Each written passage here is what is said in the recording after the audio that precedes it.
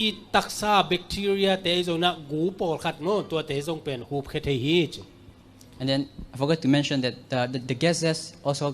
can absorb the smoke that you have been smoking. ตัว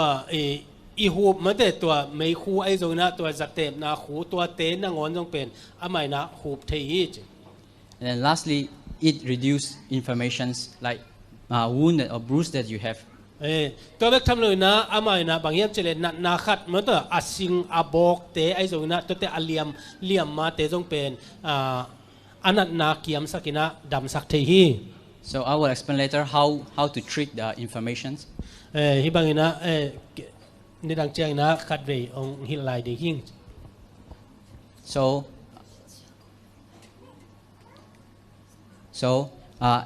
there is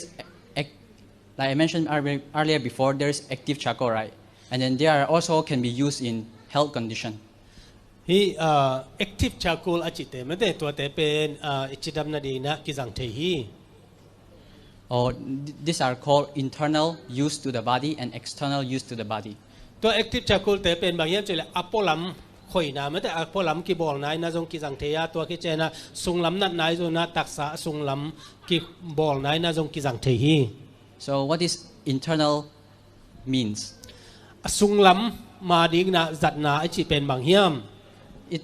actually means that all the body that you have been eaten or something like food poisons or bloatedness or sore throat, something that has to do with your body.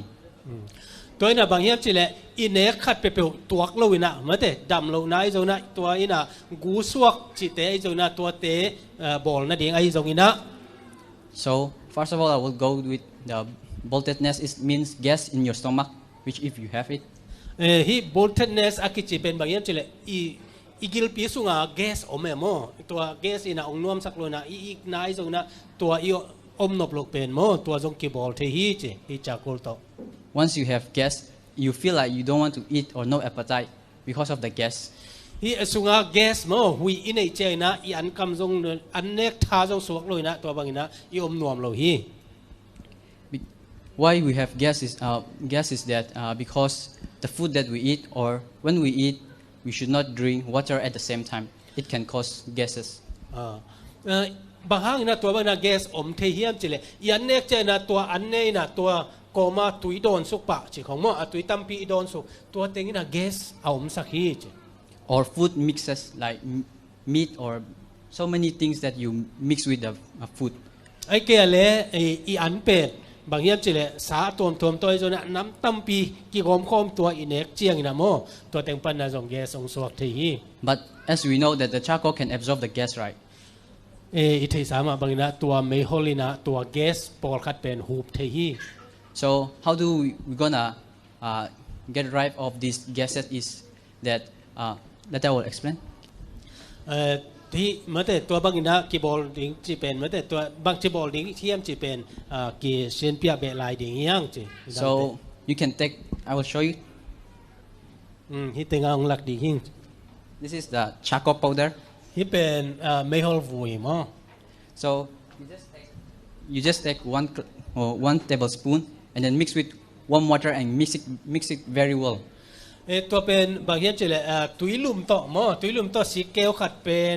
ตะกา mix ดิ้งหอยตะกาเดียดิ้งนะ And then you wait for the result at least one day. ตัวเป็นบางเพียงเฮียมจีดิ้งนะนี่ขัดก่อยดิ้ง And then when you go toilet, your tools may be black, but don't worry, it's normal thing. ตัว we have to drink we have to drink that นะ Fine, have to drink. ตัวเป็นอีโดนเขจเจียงเหมือนเด้อีโดนเขจเจียงนะในได้เล่นของเตจงเป็นไอ้ที่เตงอาวมาโดนในเตในได้เล่นเตจงเอาวมดิ่งเหมือนเด้ตัวเป็นลุงคำกิน And then the charcoal process is that it will get rid of the gas. ตัวอีน่ะบางอย่างจิเลไอตัวแก๊สปอลคัดเป็นเหมือนเด้ตัวมันปลายเหี่ยฮีจ And then the next is food poisoning or diarrhea. ตัวเกลตัวเบกทำเลยนะฟู้ดพอยซ์ดิ้งจีนะอีอันกูสวกจะไม่เนี่ยมั้งตัวเบกทำเลยนะที่ส่งไปไดอาเรียมั้งส่งไปนาเตไอส่งนะ It's the same way with the gases, but just that you have to do it many times, like 5 times at least. ที่เป็นบางเช่นจิเลตัว gas ball ดันมากีบอลนี่นะไอ้ยังนะกินอบอลนี่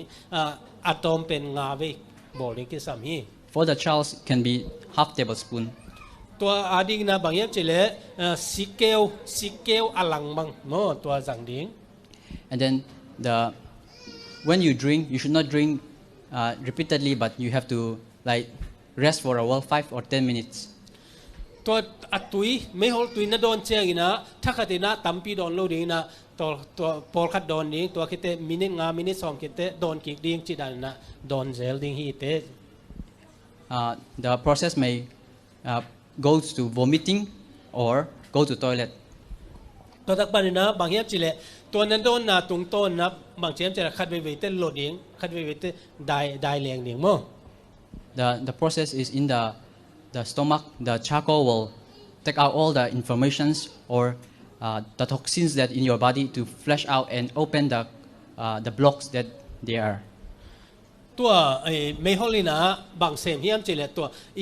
อินเน่นะตรงต้นนี่นะอาหอยโลกูเตจงนะมันแต่แก๊สอะตอมเตเป็นอีกัมปันจงนะไปเคสักไอเกลเลอีโตปันนะไปเคสักกินะตัวบางนั้นนะเซมฮี And next is sore throat. Sore throat, many of us have it. ตัวเตกงนาโมกอลนาเป็นมีตัมปิตะกินะในหิฮัง What you can do is that you can take the pill as you have. You see that the pill there over there. ตัวเตเป็นอีบอลนะดิงนะฮีอัตังเตมันแต่น้ำมูบังนะฮีอัตังเตเป็น Because if you drink it, it goes so fast, right? So it doesn't rest here. ตัวเป็นนั่งโดนนี่นะมันแต่นาวัลสุกาลิเป็น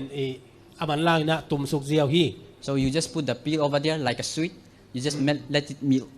so that it will have time to go through the inflammation. นกอลนาไอ้ยันเลยตัวเป็นฮีอัตังเตมันแต่ตัวเป็นวัลปะโลดีนะ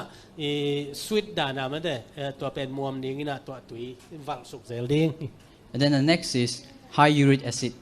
ตัวคิดใจนะยูริกแอซิดอิตักซามันแต่ตัวอะตัมหลวดเจียงนะบางจีดิ้ง I will show you what high uric acid affect to the body. ยูริกแอซิดมันแต่ตัวอะตัมหลวดน่าเป็นอินะบังอิตักซาตุงเปียงเทียมจียงหลักดิ้งหิง You see the yellow things, that is the work of the uric acid. Uric acid is น่าเสพติดเป็นเฮียอีกุกิกาลามอตัวกุเงกเตะขังสักไอโซนานาเกาหนำขัดใช่ไหมเนี่ยมอตัวเตะเปียงสักขี้ In America, many of have this problem because